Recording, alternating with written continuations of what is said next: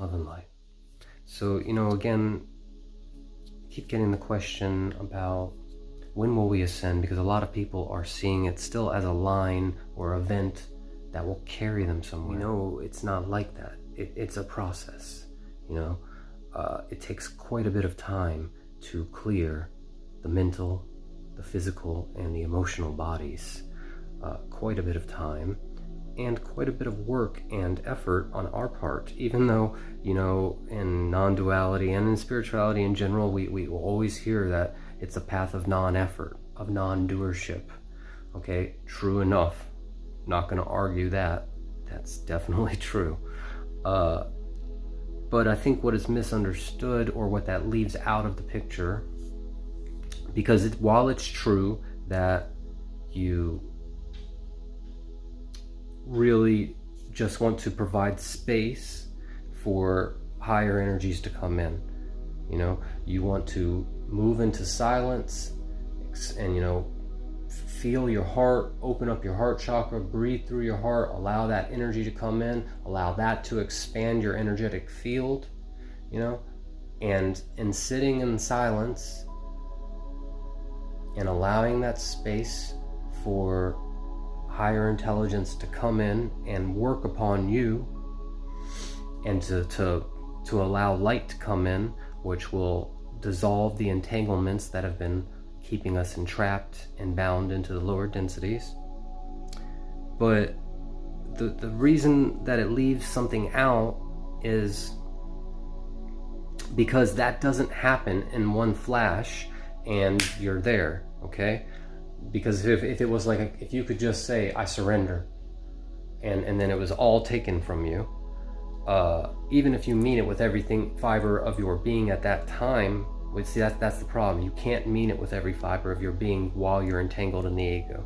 There's too many conflicts within you to mean anything 100%. Because so when you surrender, and then some amount of entanglement is removed, okay? So you open up, and then some amount of entanglement is removed. This provides more space within you. So this is a feedback relationship, a synergistic process. So as you surrender things to higher self, as first you have to ask, to have them removed. As things come up and to be shown, you have to ask for the light to come in and show you these things, reveal the things to you that have been holding you back, that you don't understand, that have causing you to act in ways that you don't want to, or that are not beneficial to you or others, and the things, and to understand why you feel the way you do and why you don't feel the way apparently some other people can.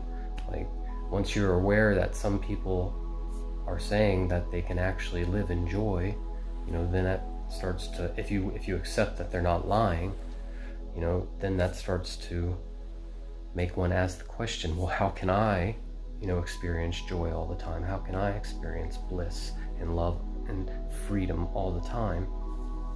So, like, in the same way, like, we often hear that we don't actually need to learn anything, okay? The ego doesn't need to understand anything, right? Because the ego that doesn't understand is the one that will be dissolved.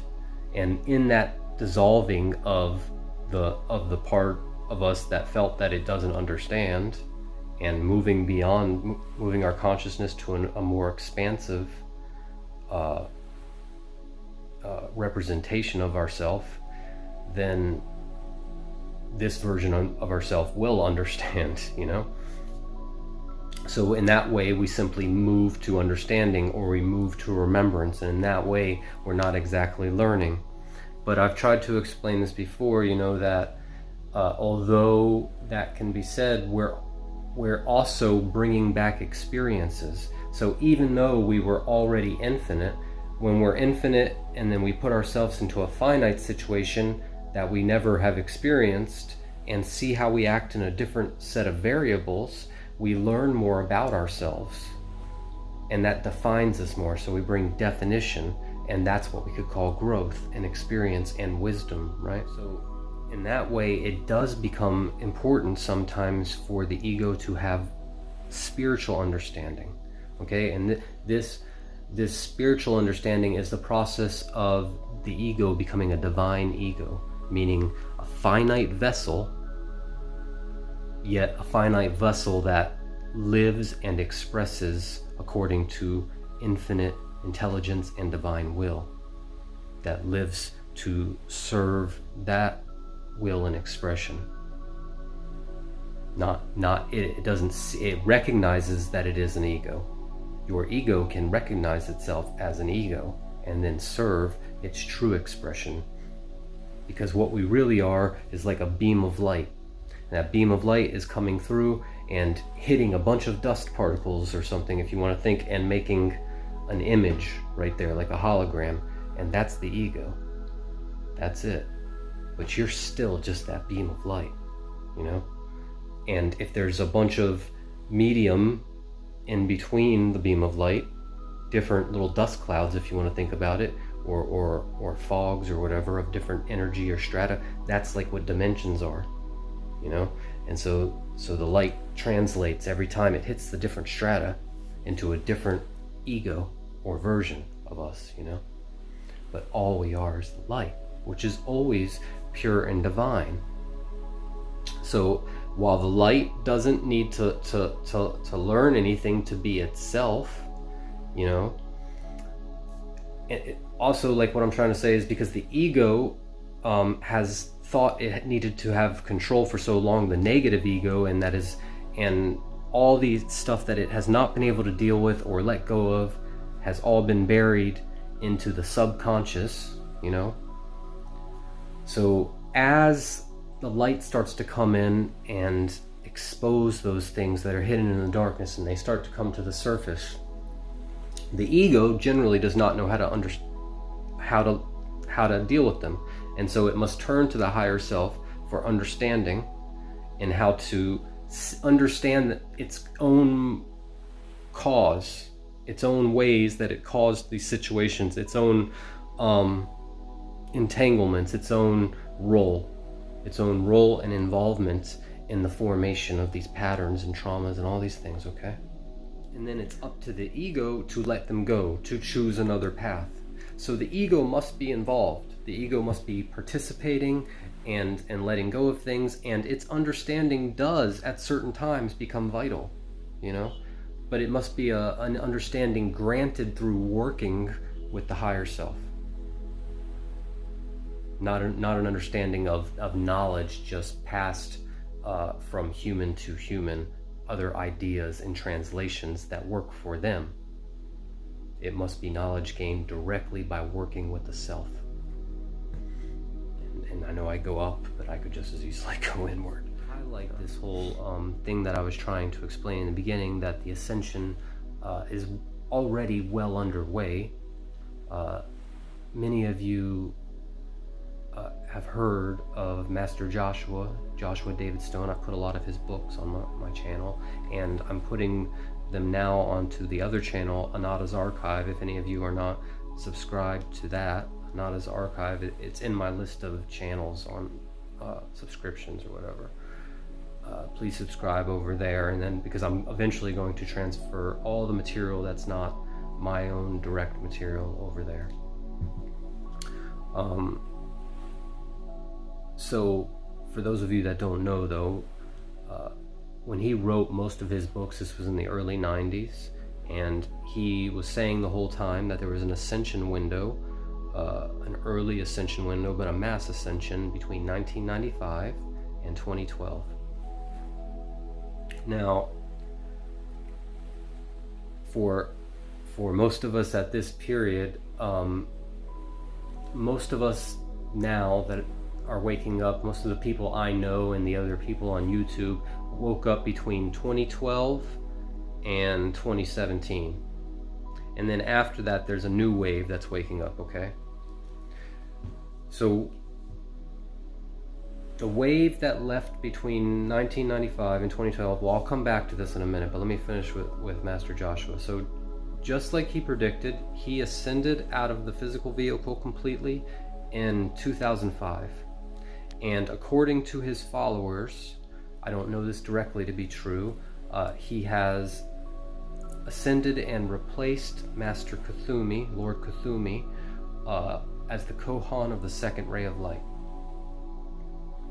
And this wouldn't surprise me. I definitely resonate with Master Joshua's work.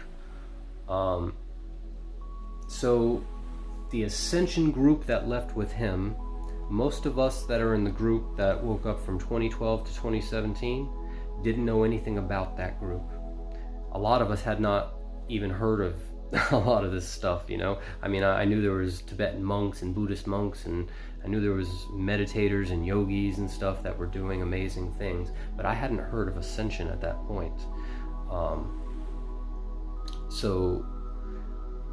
And what I'm trying to say is, just he wrote a book about it and told us all about it, right? And that's how we know about him. But there's lots of others that probably left in that window that the collective that's waking up now doesn't even know anything about.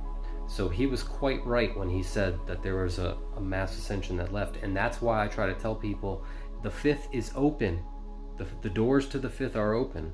Like, I'm moving there now. I experience certain times and days where I'm completely in the fifth, you know. Now, of course, it will be a different, because when you move to the fifth, that doesn't change your physical experiential location. What it does is add an infinite amount of depth to where you're already at, an infinite amount of new experience and understanding and feeling to what was already there. It turns it into an amazing experience, right? But that doesn't erase, like, Philadelphia away, you know?